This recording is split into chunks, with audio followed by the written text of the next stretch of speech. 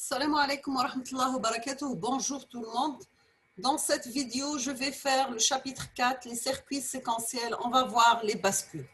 On va commencer par une introduction. Nous avons que les circuits séquentiels ont la capacité de mémoriser des informations et sont caractérisés par un circuit combinatoire et un élément mémoire. Donc, un circuit séquentiel, c'est un circuit logique dans l'état à l'instant t plus 1. C'est une fonction des entrées au même instant t plus 1 et de l'état précédent du système à l'instant t. Donc, voici la figure suivante illustre le schéma synoptique d'un circuit séquentiel. Donc, on dit un circuit combinatoire avec une mémoire, on dit l'entrée, on dit une horloge et une sortie. Donc, il existe deux types de circuits séquentiels. Donc, les circuits séquentiels synchrones ou les circuits séquentiels asynchrones. Le circuit séquentiel est asynchrone s'il fonctionne indépendamment d'une horloge. Il n'y a pas d'horloge en entrée et les sorties changent d'état lorsqu'il y a un changement d'état dans les entrées. Le circuit séquentiel est désynchrone lorsqu'il fonctionne en synchronisation avec un signal d'horloge grand H ou CLK. L'horloge est utilisée comme une entrée des circuits séquentiels synchrones. Une horloge, c'est une variable logique qui passe successivement de 0 à 1 et de 1 à 0 et d'une façon périodique. Donc, c'est un signal numérique périodique se caractérisant par une période et une fréquence. Il permet de synchroniser la cadence d'opération d'un circuit séquentiel. Donc, nous avons la figure suivante illustre une horloge. Donc, on dit elle passe de l'état 0 à l'état 1, 1 0, 0 1 et ainsi de suite. Pratiquement, le signal d'horloge grand H peut être généré par des composants électroniques numériques. L'horloge peut être active soit par un niveau haut, un niveau bas, un franc montant, un franc descendant. Nous avons que la période est délimitée par de francs montants successifs. Une seule opération s'effectuait sur une période d'horloge. Donc, j'ai le niveau bas, c'est 0, le niveau haut, c'est 1. On dit le franc montant, qui est la flèche Tala, ou le franc descendant, qui est la flèche Hapta. Et la période, c'est entre deux francs montants.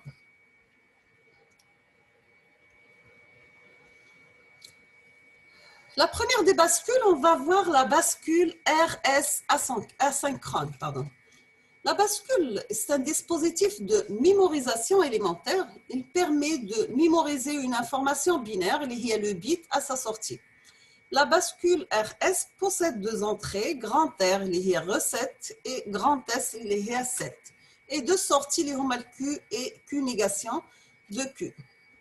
Le symbole d'une bascule RS est représenté ci-dessous, donc on dit l'entrée R et S, on dit une bascule RS et la sortie c'est la sortie Q et son inverse Q bar. La bascule RS possède deux états stables et dites bistables. La table de vérité complètement illustrant le fonctionnement de la bascule RS est représentée ci-dessous. Donc nous avons Qn et Qn plus 1 sont respectivement les sorties à l'instant N et N plus 1. La sortie Qn plus 1 bar représente la négation de la sortie Qn plus 1. Voici la table de vérité. Donc, j'ai les entrées, les sorties Qn, SR, Qn plus 1, Qn plus 1 bar. Donc, le fonctionnement. Le premier état lorsque Qn plus 1 égale à 0, donc c'est l'état précédent. Deuxième état lorsque Qn plus 1 égale à 1 ou R égale à 1, c'est la mise à 0. Lorsque Qn plus 1 égale à 1 ou S égale à 1, c'est la mise à 1. Donc, pour S égale à 1, R égale à 1, donc c'est un état interdit. Lorsque Qn égale à 1, Qn plus 1 égale à 1, donc c'est l'état précédent.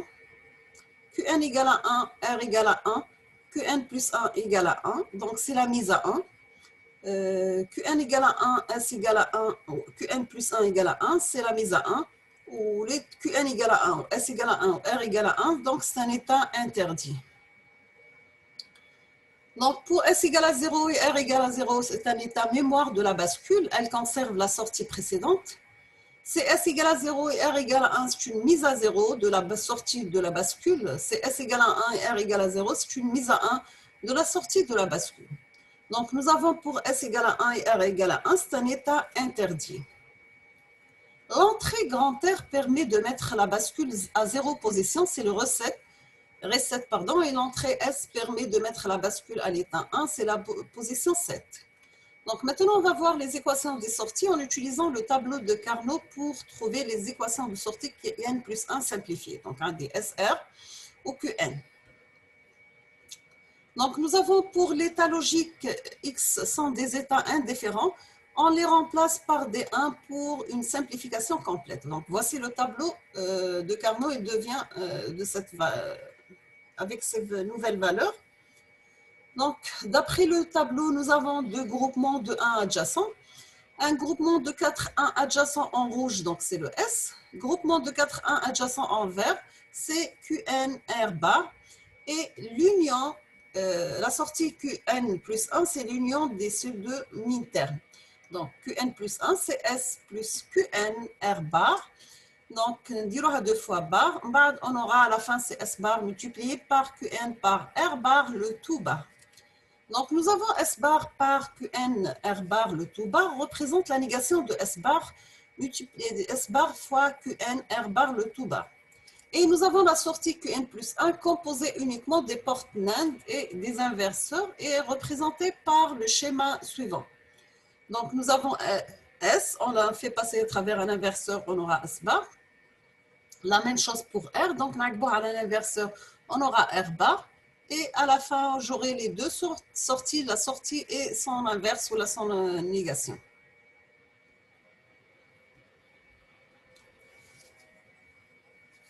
Donc, on peut résumer la table de vérité de la bascule RS asynchrone comme suit.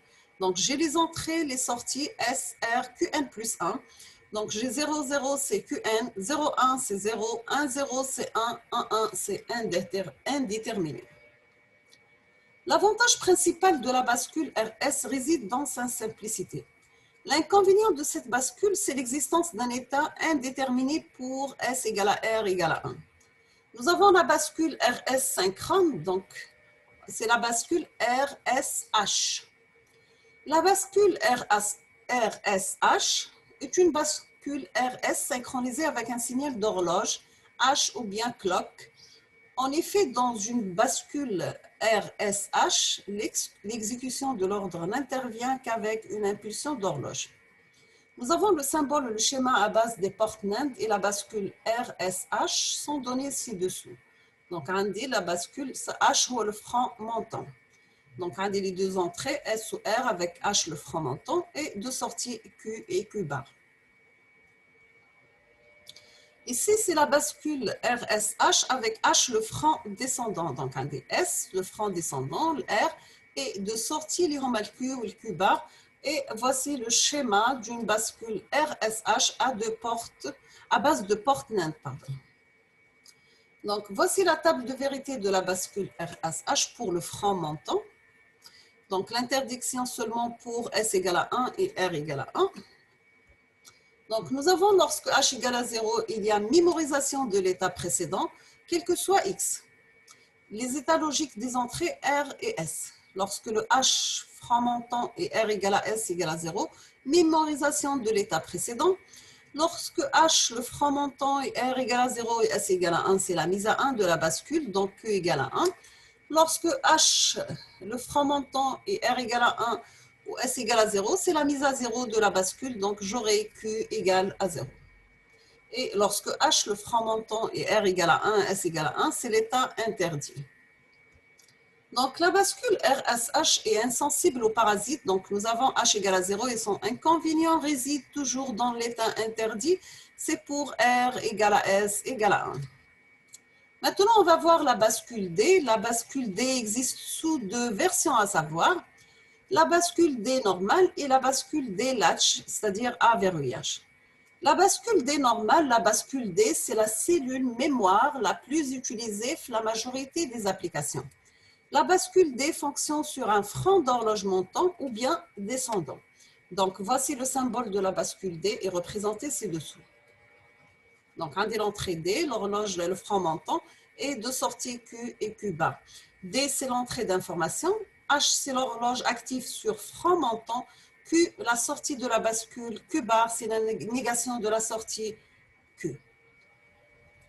La table de vérité décrivant le mode de fonctionnement de la bascule D est Donc, voici, donc c'est H égale à 0, quel que soit l'état D. C'est la sortie CQN-1, c'est-à-dire de l'état précédent. J'ai le franc montant et D égale à 0, donc c'est 0. J'ai le franc montant et D égale à 1, c'est la sortie égale à 1.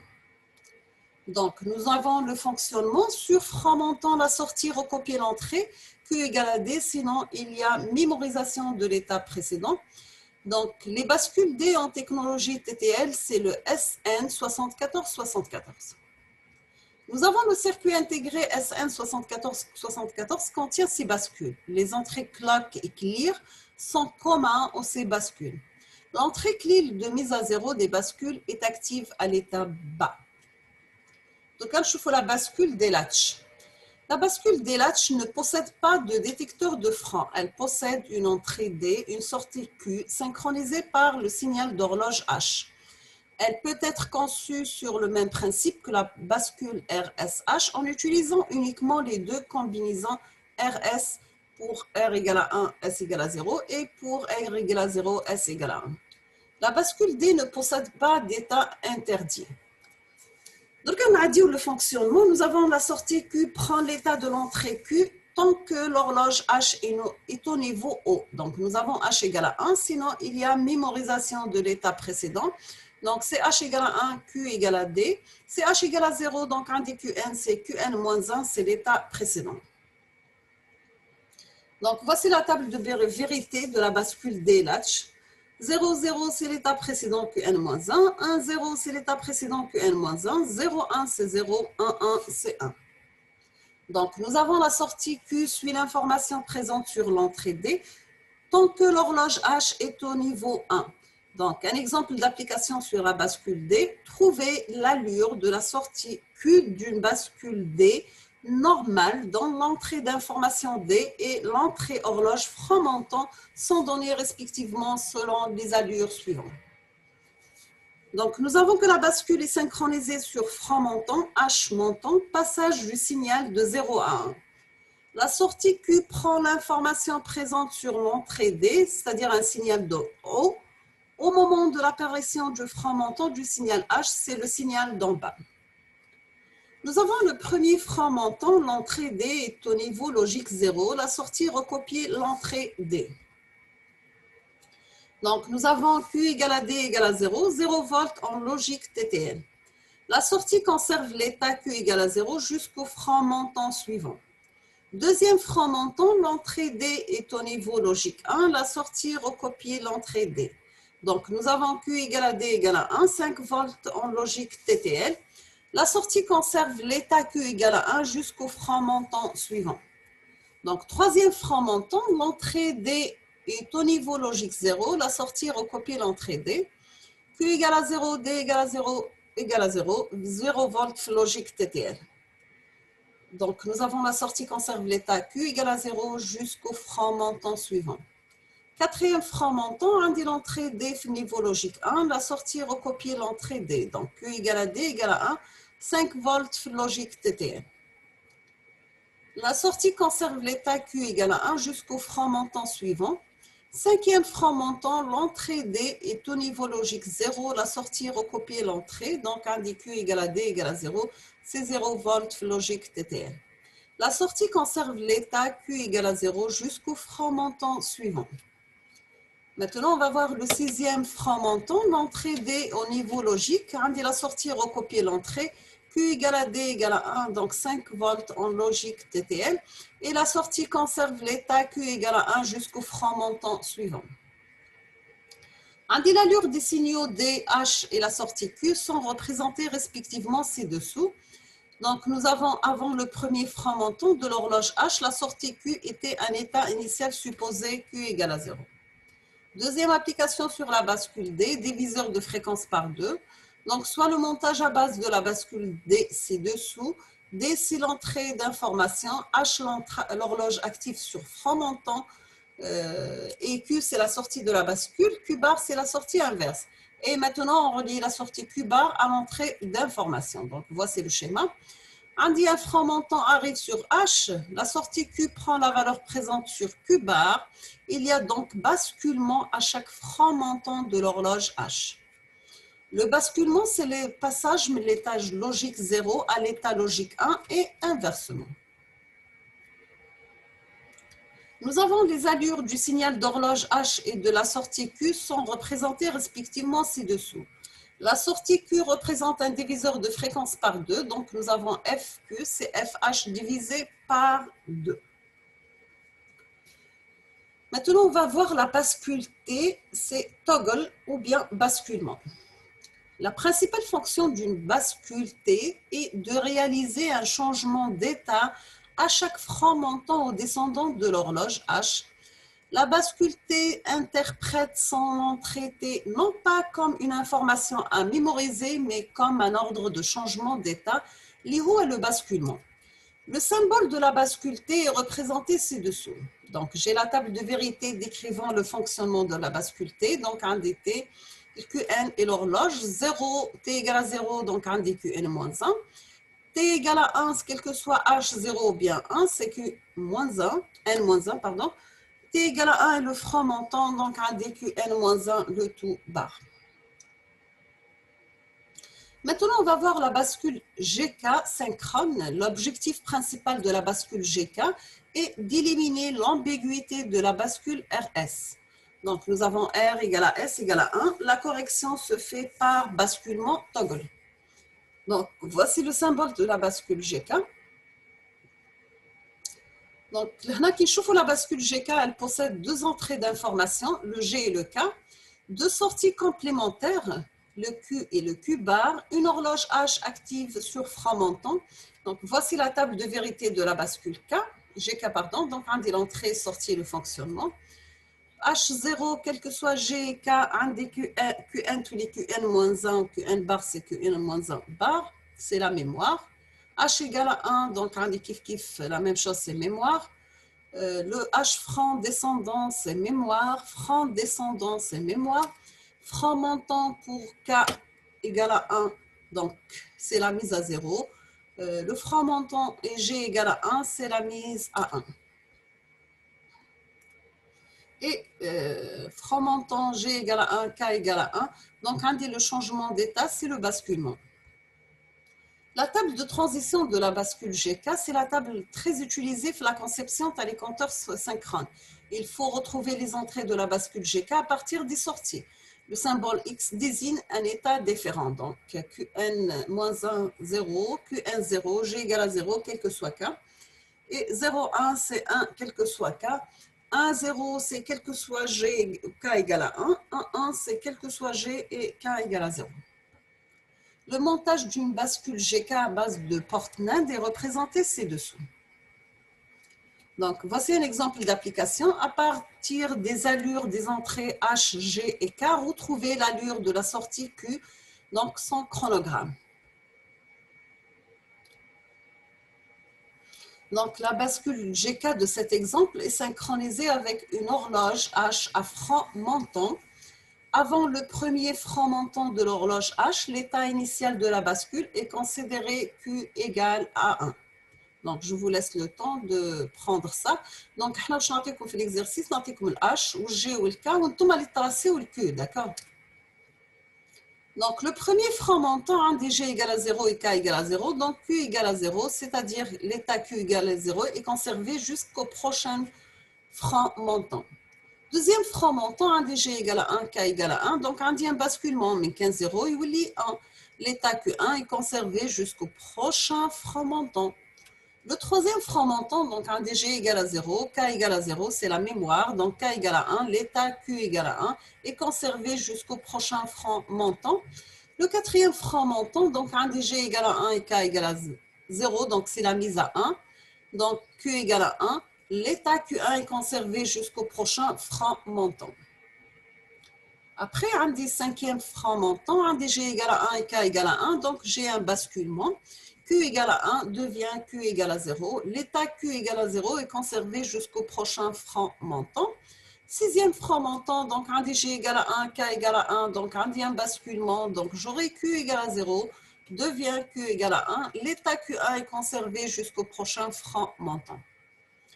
La bascule GK fait circuit intégré est le SN74 LS73. Il contient 2 bascules GK. Donc, on va voir les entrées asynchrones preset et clear. Les entrées preset et clear sont des entrées prioritaires respectivement de mise à 1 et de mise à 0 de la bascule. Le symbole d'une bascule D dans les entrées preset et clear sont actives à l'état bas et données ci-dessous. Donc, quel que soit l'état logique des entrées D et clock, les entrées asynchrones preset et clear sont prioritaires. On a la table de vérité d'une bascule D avec entrée asynchrone et données ci-dessous. Donc, voici la table des entrées avec D, clock, le clear, reset et la sortie et le fonctionnement. Donc, quand le clear active ou le preset désactive, donc, Q bar égale à 1, donc, c'est la mise à 0. Qui te le clear désactivé ou le preset activé, donc, Q égale à 1 et Q bar égale à 0, donc, c'est la mise à 1. Qui compte les deux actifs, donc on dit les deux sorties Q égale à 1, Q bar égale à 1, c'est un cas interdit. Donc on dit que D égale à E ou l'horloge le franc montant ou les deux clear ou preset désactivés, donc j'aurai que la sortie taha est E ou Q bar E bar, donc on dit Q égale à D. On va l'expliquer. Donc, si l'entrée clear est activée, l'état logique 0, la sortie est mise à 0. Donc, un DQ égale à 0, et quel que soit l'état de l'horloge H et de l'information D. Si l'entrée preset est activée, donc un l'état logique 0, la sortie est mise à 1, donc un DQ égale à 1, et quel que soit l'état de l'horloge H et de l'information D. La première ligne, les entrées asynchrones preset et clear sont désactivées, donc un état logique 1. La bascule D fonctionne normalement et peut commuter sur le franc montant ou descendant du signal horloge H. On a aussi des entrées asynchrones, les clear et preset pour les bascules GK et T. Donc, on arrive à la fin de chapitre 4, pardon. Donc, on termine avec une conclusion. Nous avons que les bascules sont utilisées pour la conception des registres et compteurs binaires. Pour savoir utiliser ou analyser une bascule, il faut faire la différence entre les entrées et sorties d'une bascule. Faire la différence entre les entrées synchrones et les entrées asynchrones d'une bascule. Et connaître la table de vérité de la bascule utilisée. Et bien sûr, faire la différence entre une transition, le franc montant au descendant, et un niveau logique, le niveau haut ou bien le niveau bas. D'accord ? Donc, nous sommes à la fin de la vidéo. Je vous souhaite bon courage, bonne chance. N'hésitez pas si vous avez des questions ou bien si vous demandez certains cours. À la prochaine, Inch'Allah. Merci.